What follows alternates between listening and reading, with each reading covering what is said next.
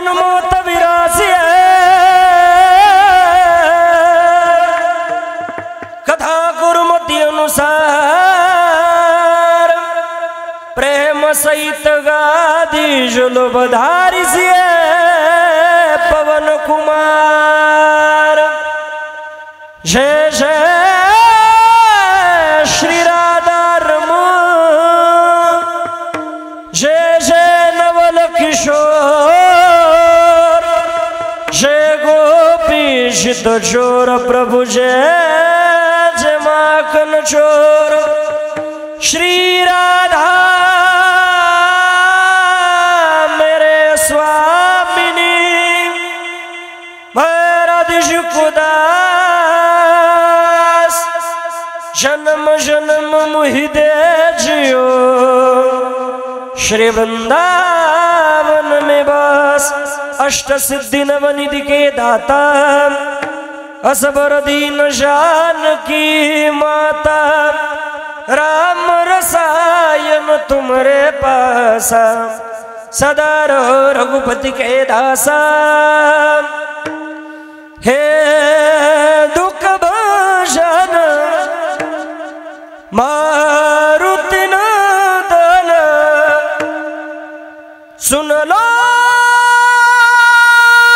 मेरी पुकार पवन सुत बिनती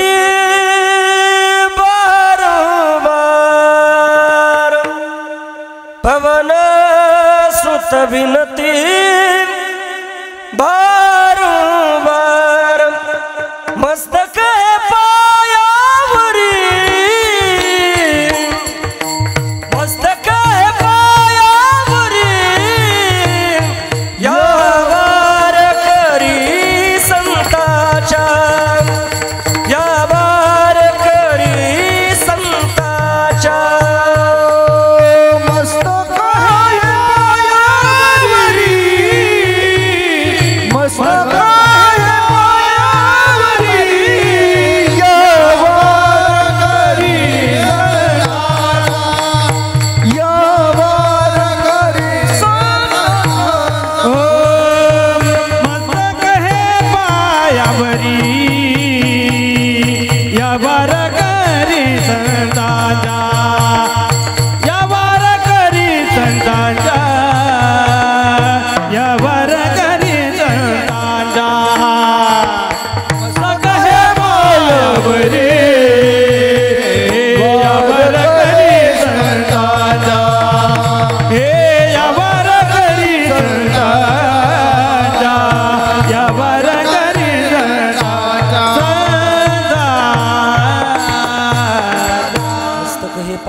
वारकरी संतांच्या मजुरदयी सद्गुरुजीने तारिला संसार गुरु म्हणून विशेष अत्याधुर्विवेकावरी आता तरी पुढे हाचे उपदेश नका करू नाश आयुष्याचा सकळाच्या पाया माझे दंडवत आपुलाले चित्त शुद्ध करा प्रसूत प्रत्यस्थळी कीर्तन रूपी सेवे करता निवडील भंग देवोच्या सुप्रसिद्ध साधू वैरागाचे मृत्यूमंत पुतळे श्री संत श्रीमंत जगद्गुरु श्री तुकोबाराय आणि श्री तुकोबाराच्या अभंग गाथेमधील अभंग संहितेमधील 4 शरणाचा उपदेश प्रकरणातील आजच्या प्रसंगाला शोभणारा भंग कीर्तन रूपी सेवे करता निवडला विठ्ठल विठ्ठल विठ्ठल अभंगाचा भावार्थ आणि नामसळ अर्थ जर बघितला तर फार सोपा आहे प्रस्तुत अभंगामधनं जगद्गुरु श्री तुकोबारा म्हणतात आता तरी तुमच्या जीवनामध्ये मी उपदेश करतोय आता तरी सावध व्हा बाबा आणि इथून पुढे तरी भगवान परमात्म्याचं चिंतन करा कारण या प्रपंचामध्ये गुंतून आपल्या जीवनाचा नाश केल्यापेक्षा मी तुमच्या पायावरती साष्टांग प्रणिपात करतो दंडवत करतो आपलं चित्त शुद्ध करून आपलं हित साधा या निर्ध्यान आपलं हित काय आहे तो महाराज म्हणता आपल्या जीवनामध्ये एकाग्र अंतकरणानं एकाग्र चित्तानं त्या भगवान परमात्म्याचं चिंतन करणं आणि आपलं चित्त शुद्ध करून देवाचं भजन करणं हे आपल्या जीवनातलं सगळ्यात मोठं हित आहे मग हित साधण्याकरता मी तुमच्या शरणावर साष्टांग प्रणिपात करतो बाबा नतमस्तक होतो पण आपलं चित्त शुद्ध करा सावध व्हा भगवान परमात्म्याचं चिंतन करा आपल्या या नरदेहाला आल्यानंतर जो व्यापार आहे व्यापार म्हणजे याचं जे साध्य आहे ते साध्य जर काय असेल तर भगवान परमात्म्याचं चिंतन करणं हे या नरदेहाचं साध्य आहे. तुम्हाला याच्यापेक्षा काय शिकवावं. म्हणून आपल्या जीवनामध्ये गोड भगवान परमात्म्याचं चिंतन करा. मी तुमच्या चरणावरती नतमस्तक होऊन सांगतो का आपलं चित्त शुद्ध करून देवाचं भजन करा. विठ्ठल विठ्ठल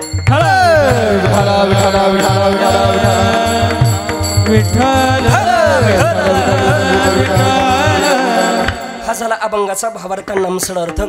कीर्तन रूपी सेवेला सुरुवात करण्यापूर्वी अल्पसा परिहार द्यायचा तो म्हणजे सा. आज किम निमित्तानं आपण सर्वजण या ठिकाणी जमला. सर्वांना नाता हे सर्वांचे परिचित असणारे कैलासवासी मदन काशीनाथ फड बाबांना आपल्यातून जाऊन आज 1 वर्ष पूर्ण होत आहे. त्यांच्या दुःखात असलेला संपूर्ण फड परिवार आहे. मुलगा आहे संजय मदन फड, अनिता संजय फड सून, शिवराज संजय फड नातू, कविता संजय फड नात, विमल गणपत सांगळे बहीण, श्रीमती सुनंदा मदन फड मुलगी, भारती रामभाऊ सानप मुलगी, रंजना नाना सांगळे मुलगी, योगिता ज्ञानेश्वर नागरे मुलगी. हा संपूर्ण परिवार खऱ्या अर्थानं बाबांच्या जाण्यानं दुःखी आहे. आणि म्हणून त्यांच्या ऋणातून उतराय होण्याकरता ज्ञानदान, अन्नदान, पिंडदान, तर्पण, पूजाविधी त्या माध्यमातून आज या ठिकाणी येण्याचोक ज्यांच्या माध्यमातून आला माझ्यावरती नितांत प्रेम करणारे आमचे रामदादा नागरे, त्यांच्या माध्यमातून आलेला हा सेवेचोक घडलेलं तुम्हा थोडंसं जैन मायबापाचं दर्शन प्रथमतः माझं भाग्य समजतो. त्या माध्यमातून या ठिकाणी उपस्थित असलेले गोड मृदंगाचार्य आमचे हरिभक्तपरायण ओम महाराज आहे. गोड विनेकरी बाबा आहे. या बाजूला गोड गायनाचे सत्संगत करता स्वर्गंधर सर्वेशकार हरिभक्तपरायण गोड मृदंगाचार्य आमचे राहुल महाराज. श्री महाराजांनाही मनापासून धन्यवाद. या बाजूला हरिभक्तपरायण गोड गायनाचार्य आमचेच नवकरी ऋषिकेश महाराज आहे. त्याच पद्धतीने आमचे रोहित महाराज. परिसरातील गावातील संपूर्ण भजनी मंडळ, मला तुमचे नाव परिचित नाही माफ करा, पण मला कळतंय तुम्ही गोड गायक आहे. कारण आपल्याला म्हणजे ते कीर्तनकाराला सांगण्याची गरज नाही. आणि ज्याला चेहरे ओळखता येत नाही महाराज मग त्याला वक्तव्य करता येईलच असं नाही, नाही का. अगदी गोड सगळी गायनाचार्य मंडळी बऱ्याच ठिकाणी त्या ठिकाणी नाव ऐकू नये, बऱ्याच ठिकाणी चेहरे बघू नये. अगदी तुम्हाला सगळ्यांना मनापासून धन्यवाद देतो. आमच्या वड महाराज आहे काकांपासून तर विनेकरी बाबांपर्यंत सगळ्यांना धन्यवाद. मला नाव खरंच परिचित नाही, पण तुमच्या प्रती आदराची भावना आहे. आणि खरंच तुमचं गाव फार गोड आहे. मी परिसरामध्ये तुमच्या गावाचं भजनी मंडळाच्या बाबतीमध्ये फारच गोड नाव ऐकलेलं आहे. आणि इथं आल्यानंतर सुद्धा आनंद वाटला का जितकं गोड ऐकलंय खरंच तितकं गोड भजनी मंडळ आहे. नाही तर बऱ्याच गावाला अवघड होतं महाराज. इथं आल्यानंतर सगळ्यांनी पाहिल्यानंतर महाराज आहे जय हरी रामकृष्ण हरी, आम्हाला समाधान वाटतं महाराज. याच्यापेक्षा आम्हाला काय पाहिजे, बरोबर का नाही. तर काही काही गावाला महाराज लोक काही भजनी मंडळ जवळ सुद्धा येत नाही. आणि तो भजनी मंडळाचा दोष नाहीच आहे, नाही का. काही काही महाराज लोक म्हणतात आपल्याला पाहिलं माणसाच्या जवळ येते ना तू दाखवूये का बाबा आहे, नाही का. पण अगदी गोड भजनी मंडळ आहे. अगदी सगळ्यांना मनापासून धन्यवाद आहे. आणि एकदा साऊंड करता जोरदार टाळी झाली पाहिजे महाराज. काय गोड साऊंड आहे, नाही का. आमच्या रमेश काकांचा साऊंड म्हटला आणि ऑपरेटिंग करायला आमचे दादा असले का फारच गोड साऊंड, अगदी अप्रतिम साऊंड आहे. आणि साऊंड गोड आहे म्हणून तर पार कानडीवरून येवल्या तालुक्यामधून सिन्नर तालुक्यामध्ये साऊंड आला, नाही का. अगदी त्यांना मनापासून धन्यवाद आहे. विशेष करून ज्ञात अज्ञात बरीच मंडळी या ठिकाणी उपस्थित आहे. मातृवर्ग, पितृवर्ग, वयोवृद्ध, तपवृद्ध, तुम्हाला सगळ्यांना धन्यवाद आहे. त्याच पद्धतीनं खऱ्या अर्थानं मी ज्यांच्याकडं त्या ठिकाणी 10वी पर्यंत शिकलो आमचे नागरे सर या ठिकाणी उपस्थित आहे. गोड आपल्या कार्यक्रमाचं शूटिंग करत आहे आमचे उमेश दादा. फार गोड चॅनल आमच्या उमेश दादांचा माझा कीर्तनकार नावाचा चॅनल आहे. आता सध्या आतापर्यंत येत्या 15 तारखेपर्यंत वृंदावनमध्ये कीर्तनाचे शूटिंग करत होते. माझं असं गाव नाही का जिथं आमच्या उमेश दादांचं नाव नाही. अगदी त्यांना सुद्धा मनापासून धन्यवाद आहे. सगळ्यांना धन्यवाद देऊन सेवेला प्रारंभ करतो, कारण वेळ कमी आहे आपल्याकडं. जनरेटरमुळं लाईटमुळं सगळं थोडं उशीरच होत गेला, नाही का. पण काही अडचण नाही. जरी उशिरा सुरू झाला असेल, कमी कालावधीमध्ये मी जास्त रन काढण्याचा प्रयत्न करणार आहे. फक्त तुम्ही असे तयारीचे श्रोते, बरोबर आहे का ना. अगदी आशे बसले अशा शांततेनं बसले तर बरं होईल, नाही का. अगदी गोड श्रोते असे असले का कमी तुम्हाला 1.5 तासामध्ये 1.25 तासामध्ये 2-3 तासाचं चिंतन सांगून मी मोकळं होणार आहे, नाही का. अगदी जास्त वेळ मी लांबवणारच नाही. अगदी अगोदर पण तो उशीर तुमच्याकडून झाला तो बरं झाला काका, नाही का. नाही तर महाराजाकडून जर बाबा उशीर झाला ना, एवढा कुठं उशीर राहतो का तुम्हाला का कळत नाही का, नाही का. पण अगदी असो खऱ्या अर्थानं अवघड असतं घरापासून दुसरीकडे कीर्तन गेलं म्हणजे. पण अगदी गोड नियोजन केलं. तुम्हाला सगळ्यांना धन्यवाद. सेवेला प्रारंभ.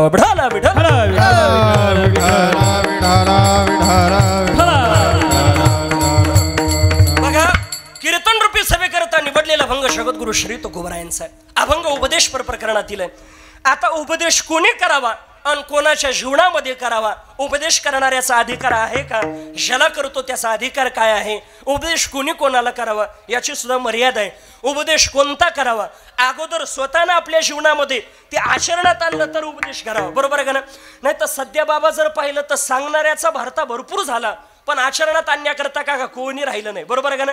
पण मला असं वाटतं आपल्या जीवनामध्ये जो उपदेश समाजाला करायचा आहे, कधी कधी अगोदर तो अनुभवातून उपदेश पाहिजे, कधी कधी अनुभव नसेल तरी उपदेश केला पाहिजे. एखादा काही उपदेश अनुभव नसले तरी केले पाहिजे. एखादा उपदेश अनुभवाशिवाय आपण करू नये. प्रपंचाचा उपदेश प्रपंच केल्याशिवाय काय कळणार आहे बाबा, बरोबर आहे का ना? आता ज्यांनी प्रपंच केला त्यांना विचारा प्रपंचातला अनुभव, दांडगा अनुभव आहे, बरोबर का ना? मग ते आपल्याला जर पाहिलं काही काही आम्हाला भेटले हो म्हणतात महाराज झालंय का, म्हणलं का नाही, मग काही डोक्यात आपण काय हाय नाही नाही, बरोबर आहे का ना? त्यांना कळतं, ते म्हणतात महाराज आम्हीच पस्तवलो, तुम्ही सावध राहा बरं का. तुम्हाला कळालं पण केव्हा? प्रपंच केल्यानंतर, बरोबर आहे का ना? म्हणजे काही उपदेश अनुभवातून करावा आणि काही उपदेश अनुभव नसला तरी करावा. नामचिंतनाचा उपदेश, देवाच्या सौंदर्याचा उपदेश, देवाला पाहिलं नसेल आपण, देवाच्या नावाची महती त्याचा अनुभव आपण घेतला नसेल पण तरी तो उपदेश करावा. काही उपदेश आपल्या जीवनामध्ये अनुभव नसला तरी सांगावं. कसं? मी उदाहरण देऊन सांगेल. बघा आमचे गुरुवर एक गोड उदाहरण सांगायचे. एक आपल्याकडं अनेक पद्धतीचे विषय आहेत बाबा, बरोबर आहे का ना? त्यामध्ये एक नागमणी नावाचं एक विषय, राहुल बाबा ते विषय असे म्हटले काही विष असे ते घेतल्यानंतर काही कालावधी माणूस जगतो, पण ते नागमणी नावाचं जे विष आहे ते घेतल्यानंतर काही सेकंदात मनुष्य मृत्यू पावतो. म्हणजे त्याला वेळ सुद्धा लागत नाही, तो दवाखान्यापर्यंत जाईल ना, ते घेतल्या काही सेकंदामध्ये त्या ठिकाणी तो मृत्यू पावतो. मला सांगा आता नागमणी नावाचं विष ते घेतल्यानंतर सेकंदात मनुष्य मृत्यू पावतो, हे मी अनुभवातून सांगायचं का फक्त सांगायचं? हे फक्त सांगायचं. हे अनुभवातून सांगायला जर सेकंदात मरत असेल, मी अनुभव घ्यायला थोडं चाखून पाहिलं तुम्हाला सांगायला तर राहील का, नाही का? म्हणजे काही गोष्टी अनुभवातून सांगितल्या पाहिजे आणि काही गोष्टी अनुभव नसेल तरी सांगितल्या पाहिजे. पण तुकोबाराच्या जीवनामध्ये सगळ्या गोष्टी परमार्थ असेल, प्रपंच असेल, सगळ्या गोष्टी तुकोबारा अनुभवातून सांगतात. तुकोबारा म्हणता अनुभवाले अंगाते या जगात तसे, ते या जगात तसे, ते या जगात तसे, अनुभवाले अंगाते या जगात तसे, ते या जगात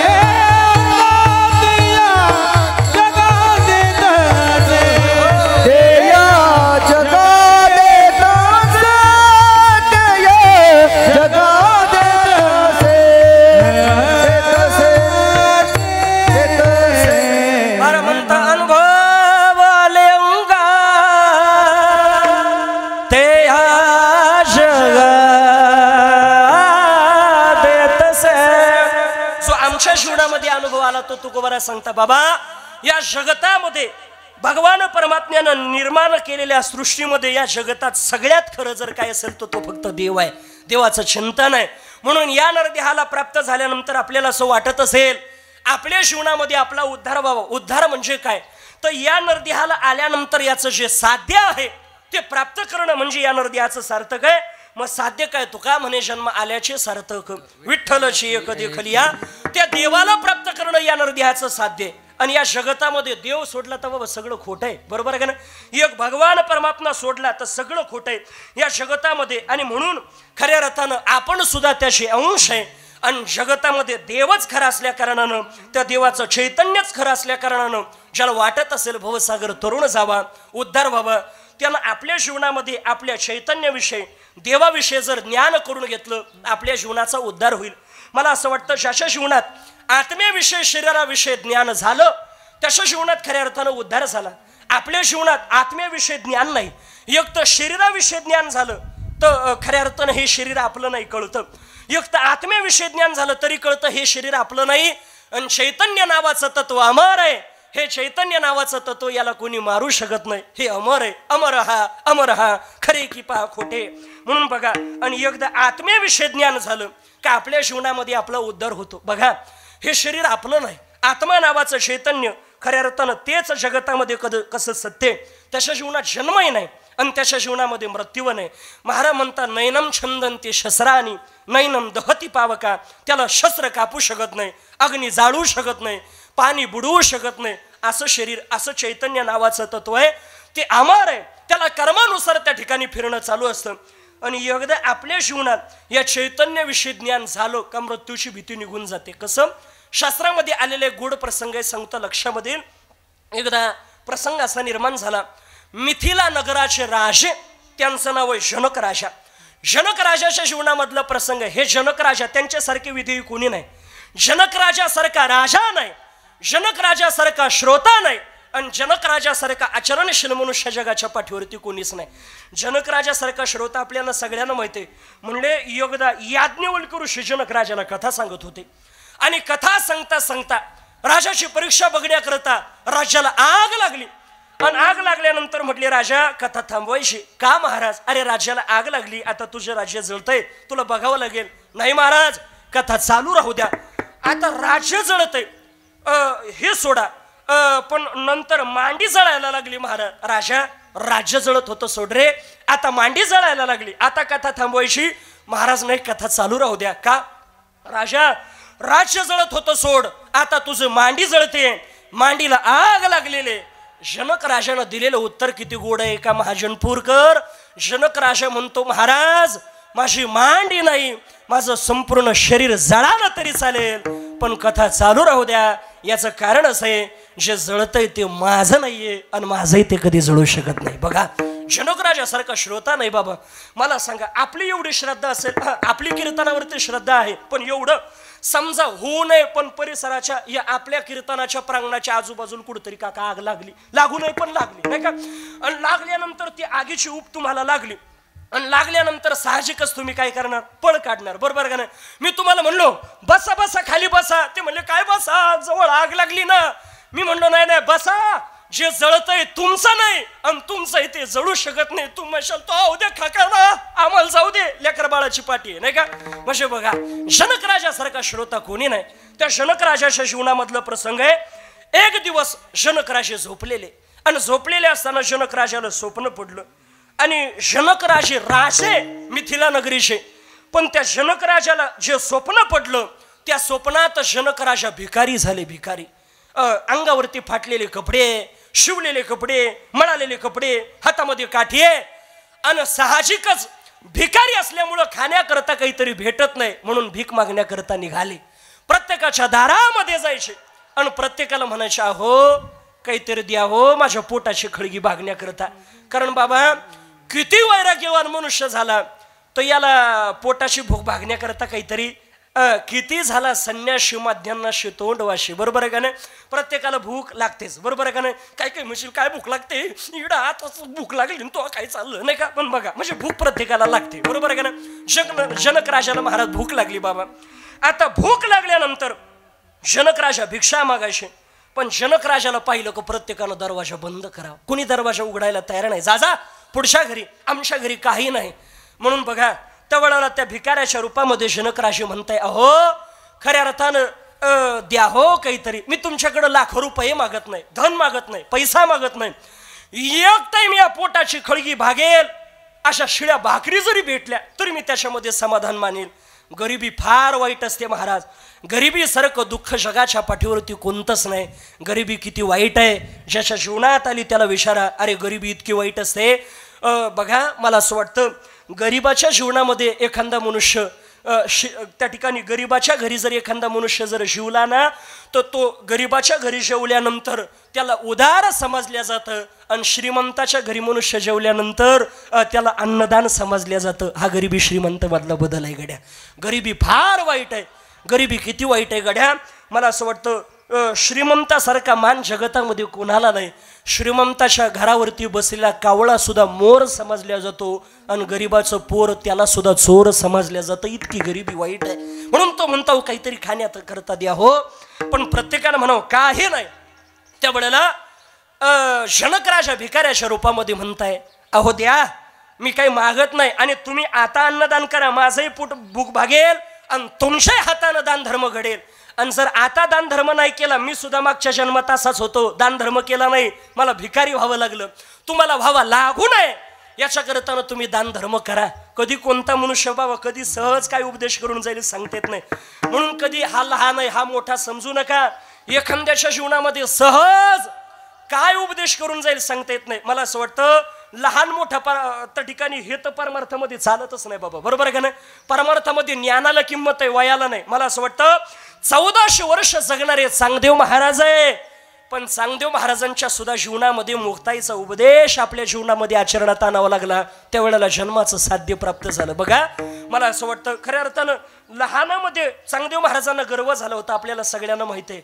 पण तो गर्व घालवण्याकरता आमच्या संत महात्म्यांनी चालविली जड भिंती, हरली चांगयाची भ्रांती, चालविली जड भिंती, हरली चांगयाची भ्रांती, मोक्ष मार्गीचा सांगाती ज्ञानोबा माझा, मोक्ष मार्गीचा सांगाती ज्ञानोबा माझा.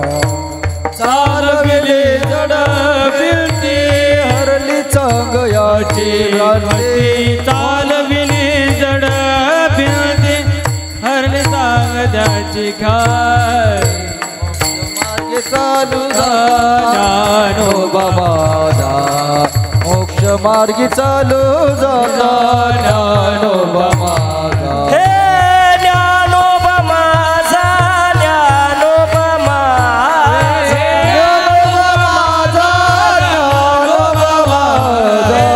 ज्ञानोबा माझा, ज्ञानोबा माझा, ज्ञानोबा माझा.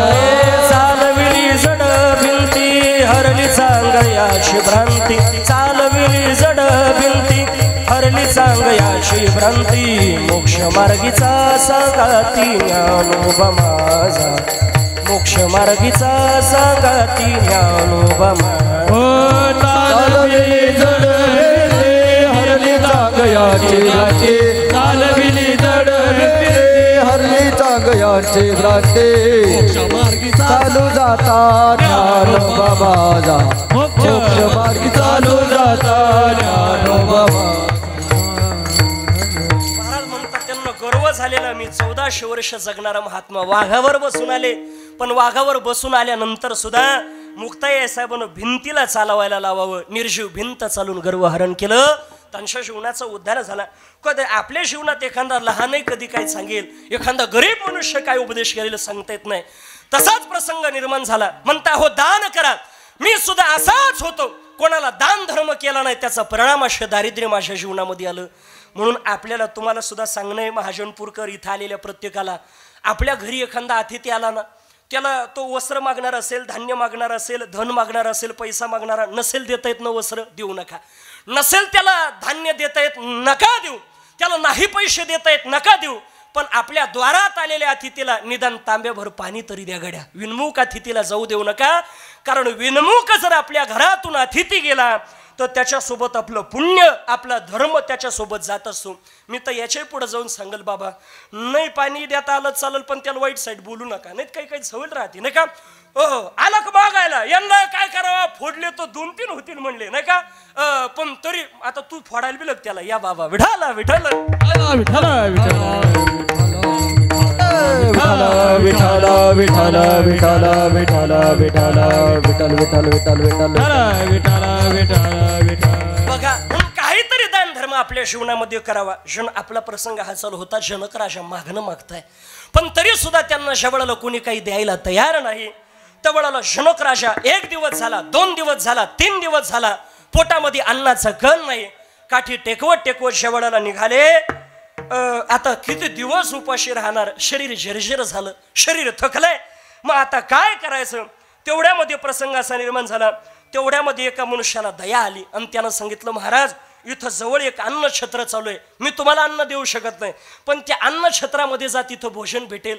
जनक राजा काठी टेकवत टेकवत तिथं जातात, पण दुर्दैव असं प्रारब्ध अभाग्य इतका आपल्या जीवनामध्ये का तिथं गेल्यानंतर असा आवाज कानावरती पडला, अन्न छत्र आता थांबवण्यामध्ये आलेलं आहे, कारण इथं जे अन्न वाटप चालू होतं ते संपलेलं आहे. त्यावेळेला असा आवाज कानावर पडला आणि ते मूर्छा येऊन बाबा खाली पडले. खाली पडल्यानंतर त्यावेळेला त्या ठिकाणी ते विचार करत आहे, खाली ज्या वेळेला पडले ते अन्नदाना तिथं जो करतोय तो मनुष्य म्हणतोय, अरे आपल्या अन्नदानामध्ये एखादा मनुष्य जर मूर्छा येऊन पडत असेल, आपल्या अन्नदानाचा उपयोग होणार नाही. तिथल्या स्वयंपाक करणाऱ्या आचार्याला म्हटले, का हो काहीतरी असेल बघा. त्यावेळेला म्हटलं, महाराज जळालेली आणि चिकटलेली त्या पात्राच्या पात्रात आपण खिचडी बनवली, तेवढी जळालेली चिकटलेली आहे, देऊ खरडून, द्या काढून.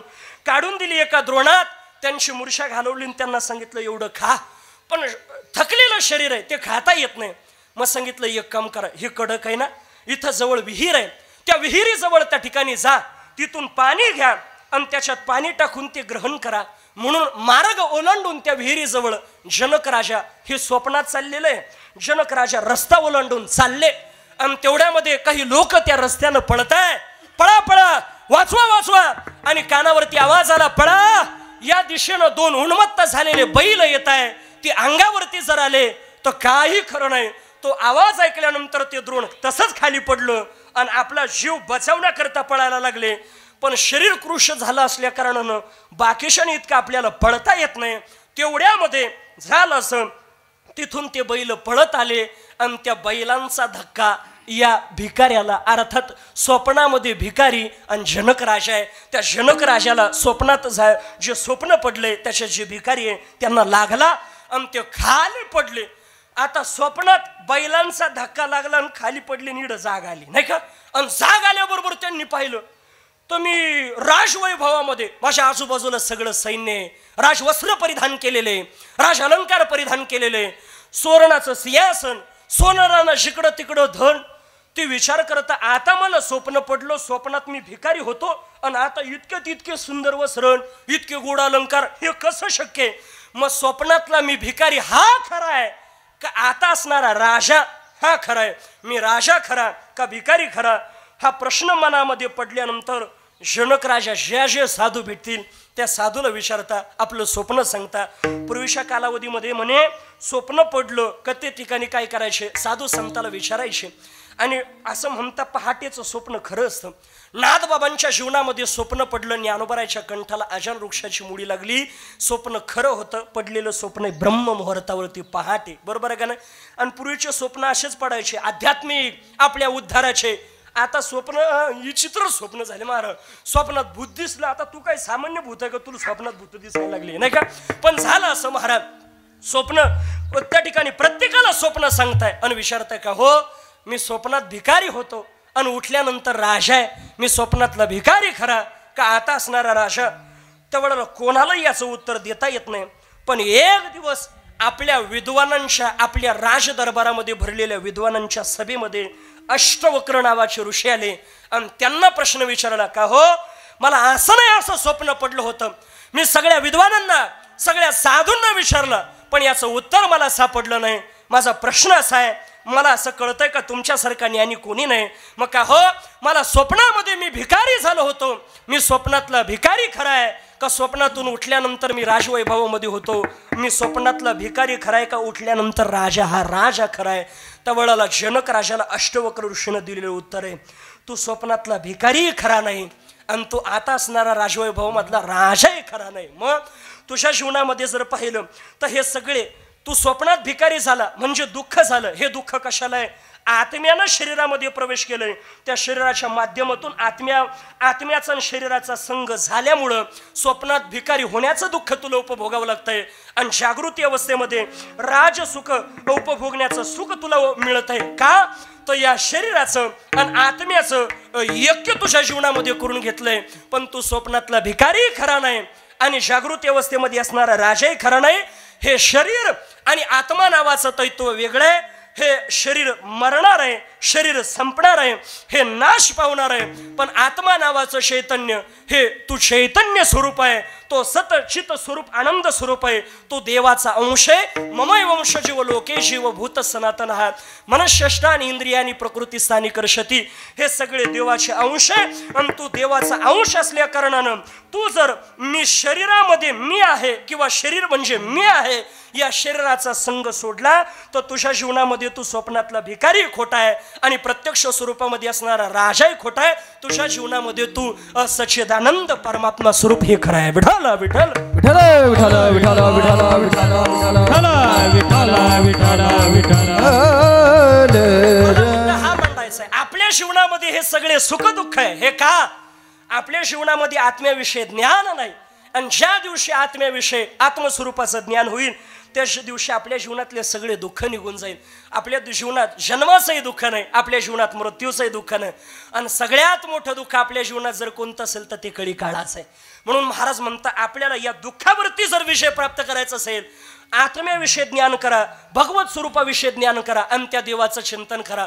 तेवढंच जगतामध्ये खरं आहे. बाकी हे सगळं नश्वर आहे, हे सोडावं लागणार आहे.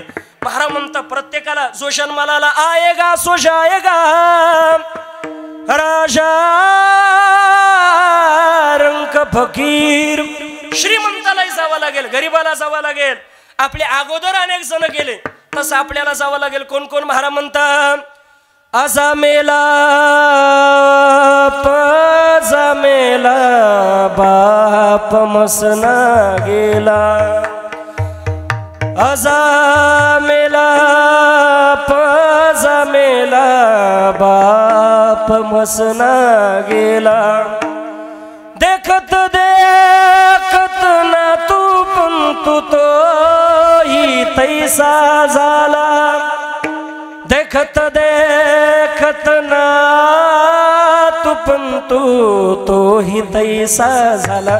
उठा उठा जागा पाठी भय आले मोठे, उठा उठा जागा पाठी भय आले मोठे. सावध व्हा बाबा, कारण कोणाच्या जीवनात कधी जावं लागेल सांगता येत नाही. क्षणभंगुर नाही बरोबर, क्षणभंगुर नाही बरोबर, सोबारचा बद थोडा माया, सोना थोडा मायाशा, काही नकळे माझा गळा पडल पाचा, काही नकळे माझा गळा पडल पाचा, हो पुढे हुशार थोडा हे बोलचा,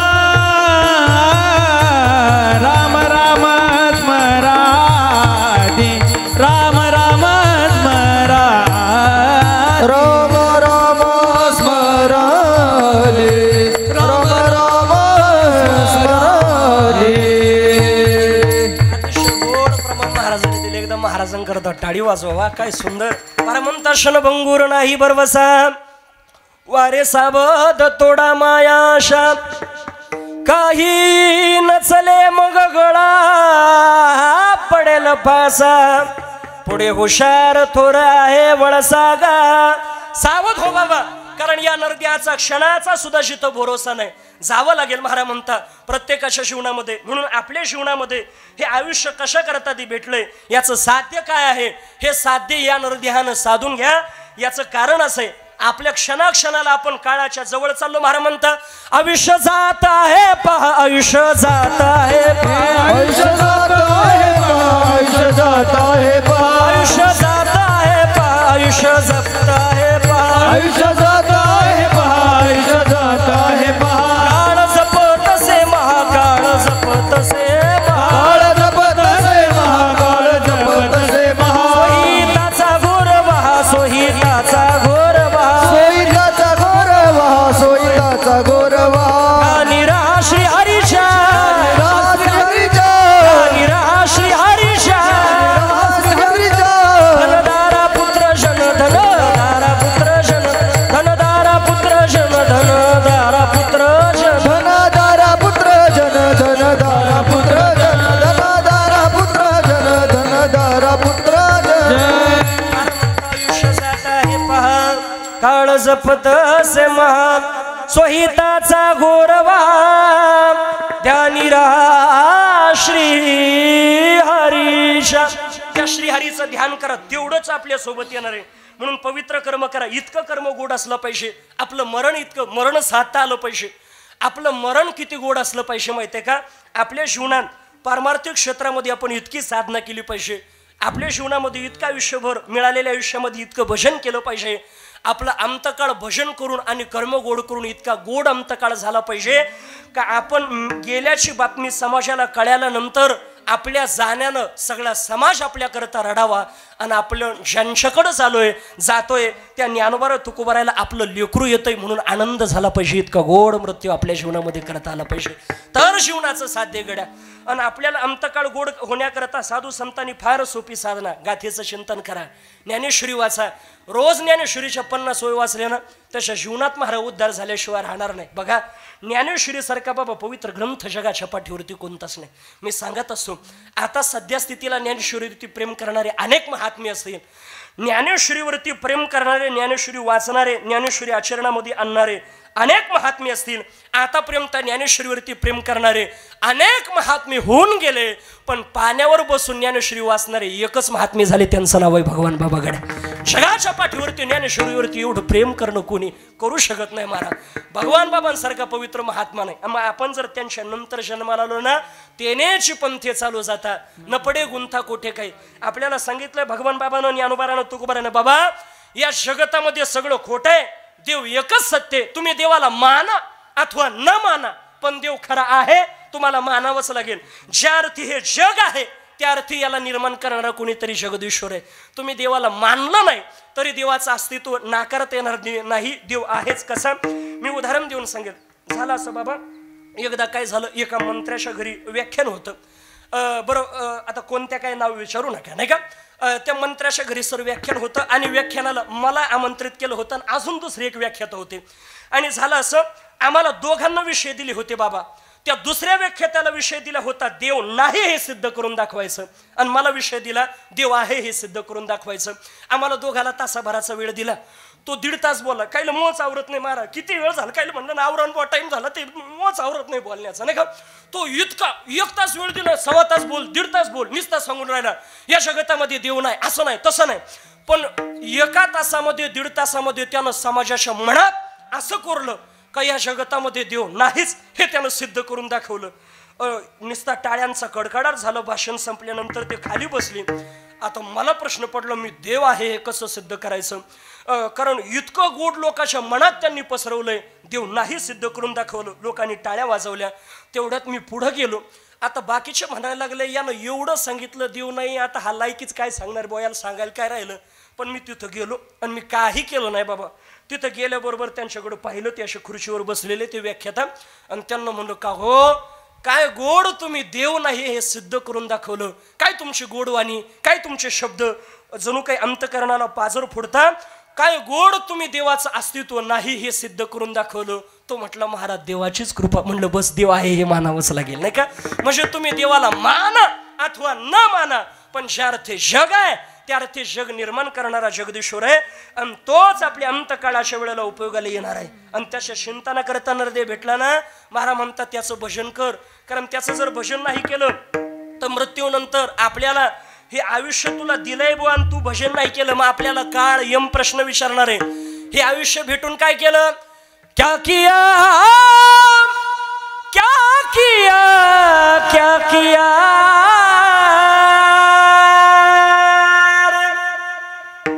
क्या किया क्या किया क्या किया रे, जिसे पाना था उसको तो खो दिया रे, जिसे पाना था उसको तो खो दिया रे, जिसे पाना था उसको तो खो दिया रे, जिसे पाना था उसको तो खो दिया. पुढे ऐका बेटा, पुढे इतकं सुंदर वर्णन आहे. संत समागम को भूल गया, भगवन के नाम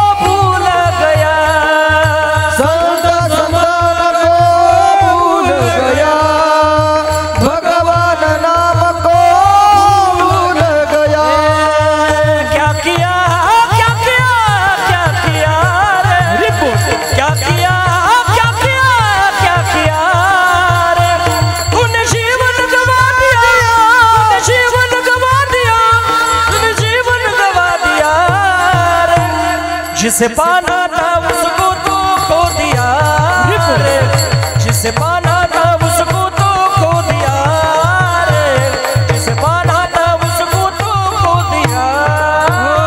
क्या किया क्या किया क्या किया हे क्या किया क्या किया क्या किया तुझे जीवन गमा दिया तुझे जीवन गमा दिया क्या किया रे जिसे पाना था उसको तो खो दिया रे जिसे पाना था उसको तो खो दिया रे जिसे पाना था उसको तो खो दिया।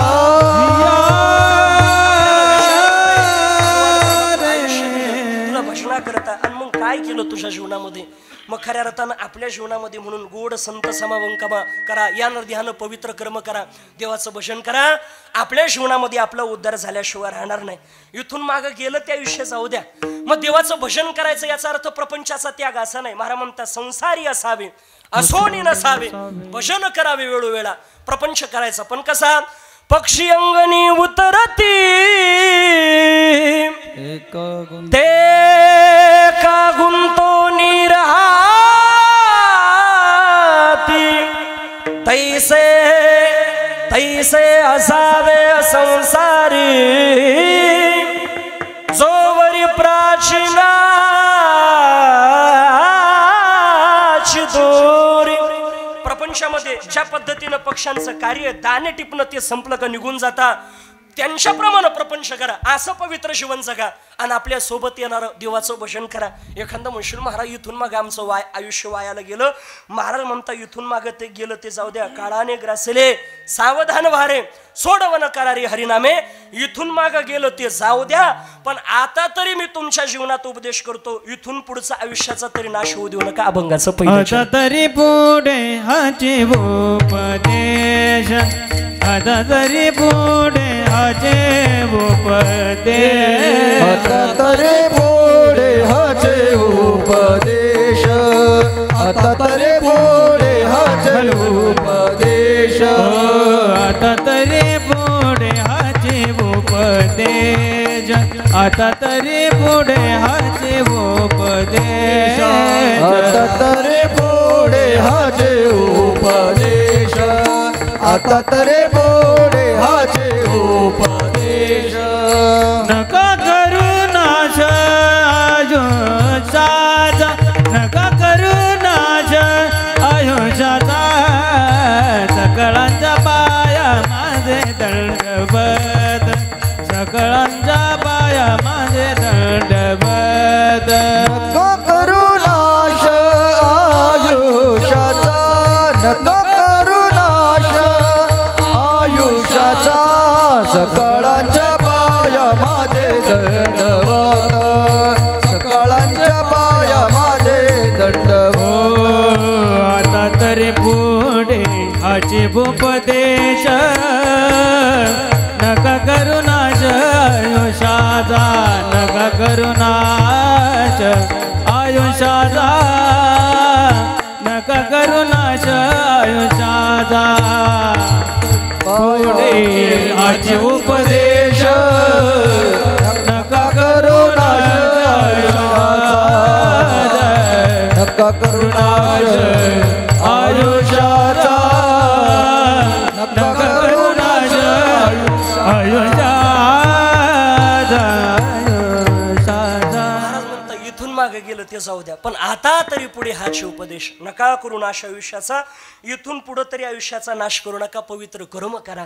कारण त्या कर्मानुसार आपल्या जीवनामध्ये जन्म मरणाची एरझार चुकणार आहे. कारण कर्मामुळे जन्म झाला. ज्ञानोबा म्हणता आगा कर्मी जे उरावे ते सुखदुःखी फळा यावे, तया ते भोगावया देहा एक.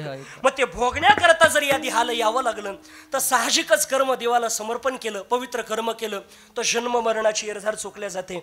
मृत्यू कोणाला चुकवतेत नाही, पण अंतकाळ गोड करता येतो. आणि तो असा गोड बाबांसारखा व्हावा या करताना पवित्र गोड कर्म करा गड्या. तुम्ही म्हणशाल काय पवित्र अंतकाळ झाला? बघा, ज्या तिथीला बाबांचं श्राद्ध येतं फार पवित्र तिथं आजच्या दिवशी, बरोबर का ना? तसं जर पाहिलं तर आमोशा पौर्णिमा आपल्या डोक्यात लय अवघड राहतं महाराज, बरोबर का ना? पण आमोशा ही तीत वर्ष श्राद्ध करता शास्त्र सांगतं याच्यासारखी पवित्र तीत जगाच्या पाठीवरती कोणतीच नाही. कारण जगातलं सगळ्यात पहिल्यांदा जे वर्ष श्राद्धाचा विधिकर्म झाला, श्रीकांत नावाचा राजा आहे, त्याच्या मुलानं आपल्या पित्याकरता जो विधिकर्म केला सगळ्यात पहिल्यांदा श्रीकांत नावाच्या राजाचा 1000 वर्ष जगणारा राजा आपल्या पित्याकरता जे श्राद्ध केलं ते ज्या तिथीला केलं ते तिथ आमुष्याची होती. आणि अजून आपल्या जीवनामध्ये खऱ्या अर्थानं ही फक्त आमुष्या नाही मारा, बघा सर्व पितरी आमुष्या आहे. किती पवित्र तिथे बघा. म्हणजे ज्यांना या पितरपाट्यात सुतूक पडलंय, काय अडचण आली, पित्र घालता आली नाही, त्यांनी या आमुष्याला पित्र घालायचे. ज्यांच्या जीवनात तीत माहिती नाही त्यांनी याला पित्र घालायचे. याच्या पुढे जाऊन एखाद्याचा कावळ्यानं घासच घेतला नाही, आता इडून मागं म्हाताऱ्याला काही घालेलं नाही, म्हातारं उपाशी मारेल ते कसं काय घास घेईल, बरोबर का ना?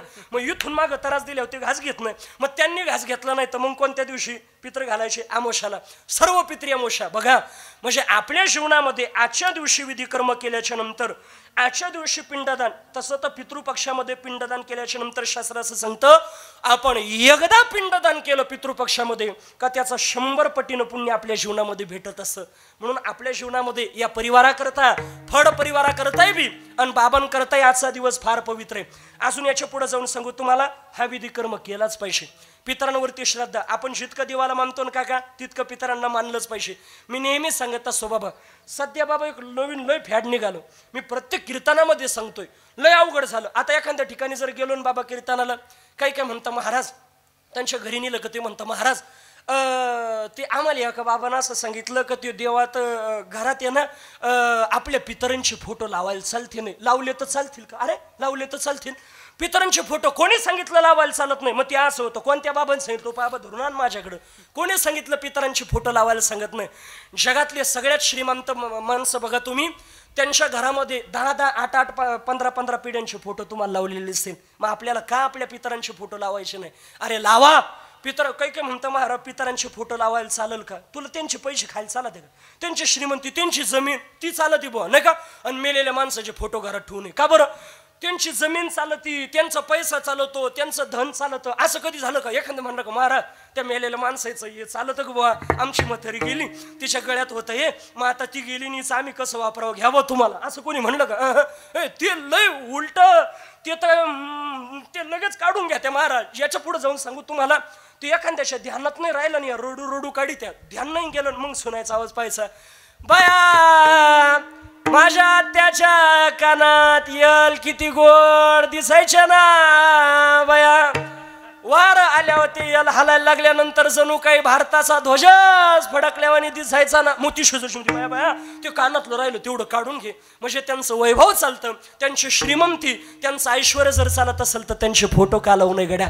ऐश्वर्यामध्ये त्यांचा सोहळा करा, ऐश्वर्यामध्ये पितरांच्या नावानं अन्नदान करा. कारण आपले वाड वडील गेल्यानंतर महाराज म्हणता का सोम सूर्यादिग्रहणे एवो निकरती पारवने का माता पितर मरणे अंकित जे दिवस. वाढ वडील गेल्यानंतर आपल्याकरता गुढीपाडवा, अक्षय तृतीया ही पवित्र तिथ नाही. ज्ञानोबा म्हणता आपल्या पितरांनी ज्या तिथीला देह ठेवला ती तीत आपल्याकरता सगळ्यात पवित्र आहे. आणि त्या तिथीला जर पिंडदान केलं तर महाराज म्हणता तुका मने पितृ आशीर्वाद दे टाळ, तुका मने पितृ आशीर्वाद देती, तुका मने पितृ आशीर्वाद देती, तुका मने पितृ आशीर्वाद देती. कल्याण शेती त्यांचे सदा, कल्याण शेती त्यांचे सदा,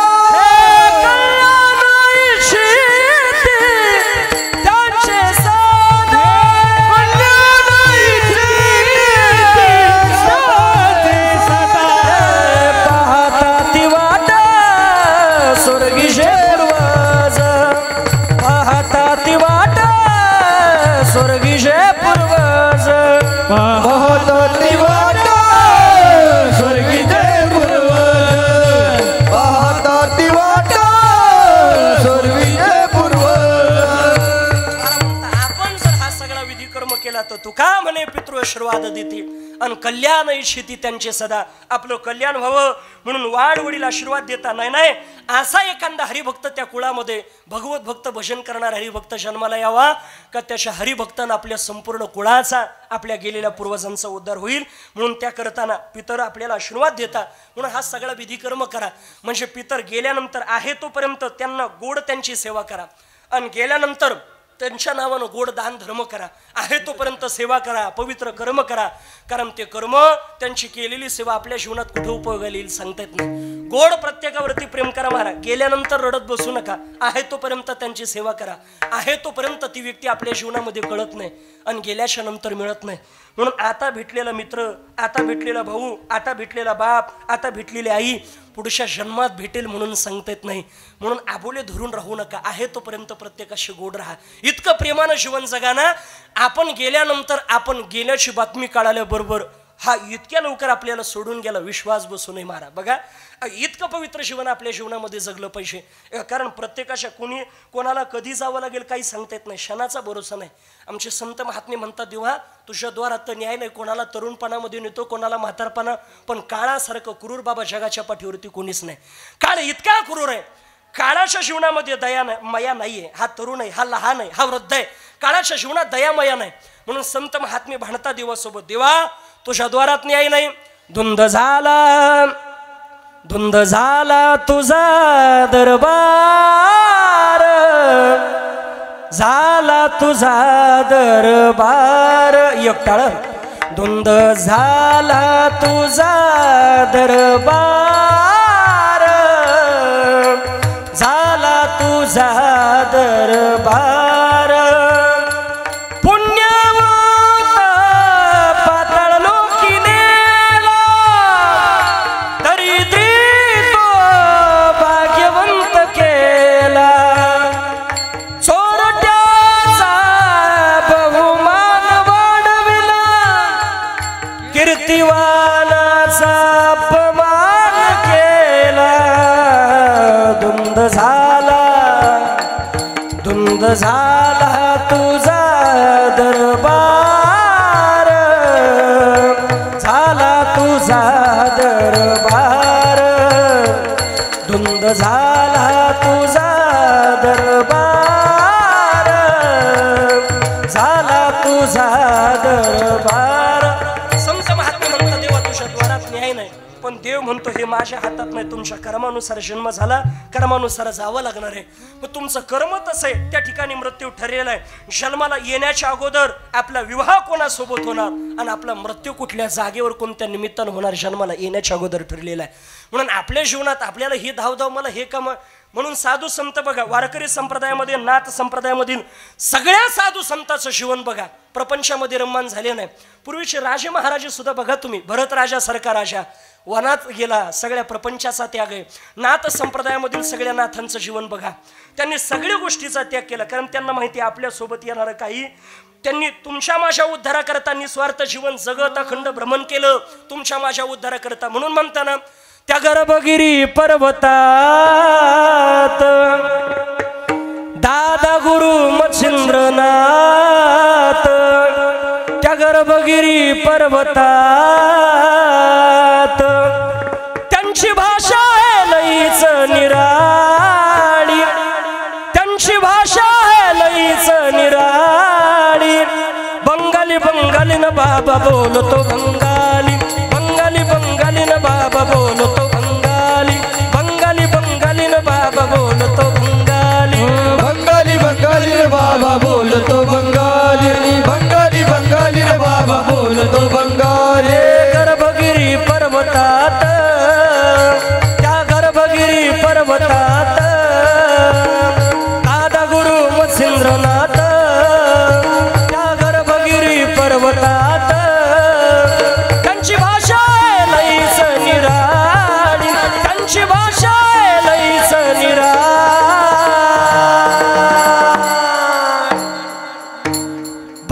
बंगाली न बाबा बोलतो बंगाली, बंगाली न बाबा बोलतो बंगाली, बंगाली न बाबा बोलतो